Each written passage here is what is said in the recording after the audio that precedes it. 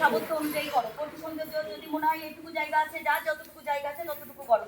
চলো নাও, চলো স্টার্ট। 1 2 3 4 5। কোমরে প্রচুর মেদ, সাইড ফ্যাট, পেটের মেদ, belly fat, A to Z সব ঠিক হবে। চলো 5 আর্মস ফ্যাট, তার মানে এটা কি হচ্ছে? আর্মস ফ্যাট, বেলি ফ্যাট, কোমরের ফ্যাট সব কিন্তু আস্তে আস্তে যাবে। চলো স্ট্রেচিংটাও হচ্ছে, পুরো চাপ পড়ছে থাইয়ের পাশে। চলো 5 6 7 8 9 10 1 2 3 4 5 6 7 8 9 10 1 2 3 4 5 6 7 8 9 10 1 2 3 4 5 6 7 8 9 10 1 2 3 4 5 6 7 8 9 10। ছেড়ে দাও।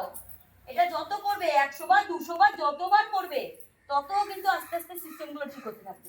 চলো এবার ডান হাঁটুতে মাথা লাগাও। চলো এভাবে, চলো 1, আবার এই 2 3 4 5 6 7 8 9 10।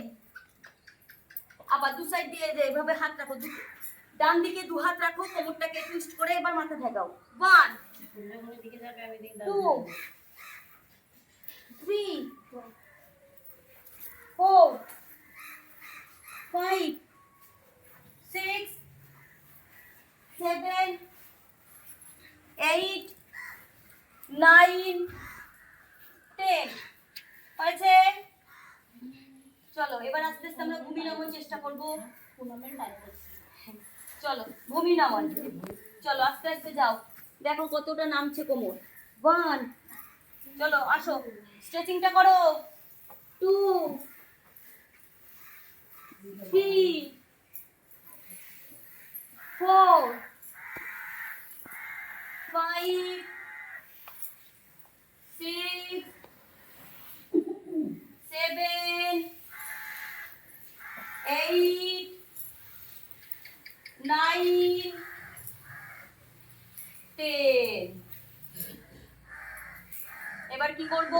ভূমি নমন করবো। চলো যার যতটুকু পারছো ততটুকু দু হাত দিয়ে পায়ের বুড়ো আঙুল ধরো, আস্তে আস্তে পুরো একদম নামো, নেমে যাও। চলো নামো, মাথা লাগাও লাগাও। 1 2 3 4 5 6 7 8 9 10। আস্তে আস্তে ওঠো। ভূমি নামন আসন, ভূমিকে আমরা অভিবাদন জানাচ্ছি। এই আসন আমরা যত করব এখন থেকেই আমাদের পরবর্তী সময়ে কিন্তু এই ইউটাসের সমস্যা, এই সমস্যাগুলো কিন্তু থাকবে না। ইউরিনের সমস্যা, কেন বয়স হতে হতে আমরা হাঁচি দিলে একটু কাশলে পারে অটোমেটিক ইউরিন বেরিয়ে যাচ্ছে, এই সমস্যাগুলো কিন্তু আস্তে আস্তে ঠিক হয়ে যাবে। তাই এখন থেকে যদি এগুলো করতে থাকো এই আসনগুলো, তাহলে কিন্তু পরবর্তীতে এই সমস্যাগুলো আমাদের জীবনে আসবে না। চলো এবার একটু বাটারফ্লাই আবার করে নিই। বাটারফ্লাই করো, কোমর সোজা, সবসময় স্পাইরাল কর সোজা।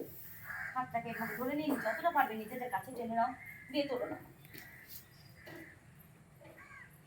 অনেকটাই ভালো হয় এখন ম্যাডাম। ভালো তো হবে, প্রতিদিন অনুশীলনটাই তুমি। আমি তো তোমাদের এগুলো প্রতিদিনই করাতে থাকি। এই আসনগুলো আমাদের চলার পথের সব থেকে মেন, কেন আমাদের আসনগুলো খুব দরকার সবার জন্য। এই আসনগুলো যত করবে আস্তে আস্তে শরীরের এই সমস্যাগুলো কিন্তু ঠিক হতে থাকবে। এগুলো আমাদের লাইফস্টাইল, আমাদের মাথায় রাখতে হবে, আমাদের খাদ্যাভ্যাস, আমাদের ডেইলি রুটিন, সেটাকে মেনটেন করতে হবে।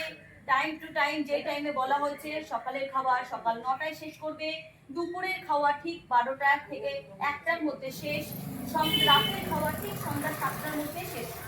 এই 3টে টাইম যদি আমরা মেনটেন করতে পারি তাহলে কিন্তু আমাদের আর যতটা পারবো গ্লাসে জল খাবো, বসে জল নয়, দাঁড়িয়ে জল নয়। খাওয়া দাওয়ার পর আদা চিবিয়ে খাবে, ডাইজেস্টিভ সিস্টেম ঠিক হবে, খাবারটা হজম হবে।